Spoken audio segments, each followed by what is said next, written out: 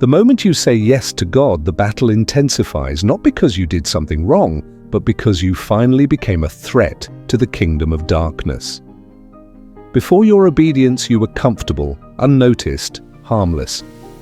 But once you surrender, once you truly mean it when you say, "Lord, use me," hell takes notice.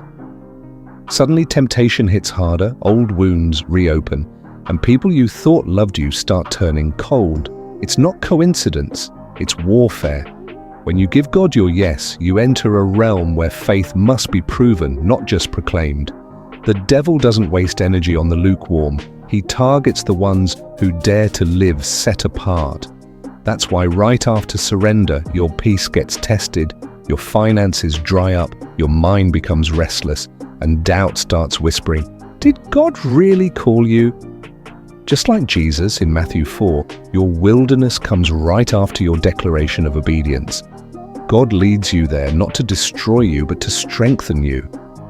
The secret most believers don't realize is that saying yes invites both divine favor and divine fire. The favor to carry your calling and the fire to purify you for it. You prayed for elevation, but God knows elevation without endurance is dangerous, so He strips you first, just like He did with Joseph, betrayed, imprisoned, forgotten, before being promoted. The struggle isn't proof that you missed God, it's proof that you're being refined by Him.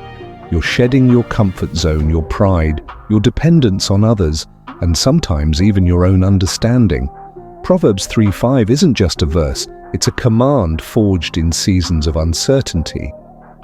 And the enemy knows that if he could make you question God's goodness in your struggle, he can make you retreat back to your old self. That's why he hits where it hurts, your relationships, your health, your mind. He knows obedience without faith dies fast. But here's the hidden truth. Every trial that follows your yes is strategic. It's not punishment, it's preparation. God is building spiritual muscle you'll need later for the weight of your assignment. You can't cast out demons you're still entertaining. You can't lead people through storms you've never endured. That's why the resistance feels personal. It's tailored to the areas you must conquer before you can carry real authority. Remember Peter, bold, passionate, ready to die for Jesus, yet he had to face denial, guilt, and redemption before he could preach at Pentecost. Your struggle is not about shame, it's about shaping. Sometimes God allows what feels like silence so your roots go deeper. If He answered every prayer instantly, your faith would stay shallow. The pressure you feel isn't proof that God abandoned you, it's proof that He's trusting you with more. Romans 8:18 reminds you that the suffering of this present time is not worth comparing to the glory that will be revealed. But here's the shocking part. Many believers don't realize that after saying yes, they must also say no.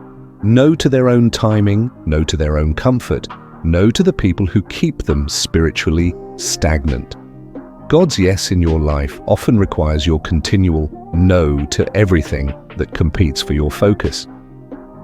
The devil's strategy is simple. If he can't destroy you, he'll distract you. He'll send counterfeit opportunities, draining relationships, and emotional highs that pull you from intimacy with God. And when you start to feel alone, remember, even Jesus felt forsaken on the cross. The road of obedience is narrow and often lonely, not because God is cruel, but because destiny demands separation. You can't carry divine calling while clinging to earthly validation. So when everything starts falling apart right after you obey, that's not destruction, it's divine rearrangement. God is removing what can't survive in your next level. You prayed for growth, He's giving you pruning. You asked for clarity, He's removing voices. You asked for power, He's letting you experience weakness so His strength can be perfected in you. 2 Corinthians 12:9. It's easy to say yes when the vision is exciting, But that yes must echo in the dark when nothing makes sense. Every hero of faith faced this paradox.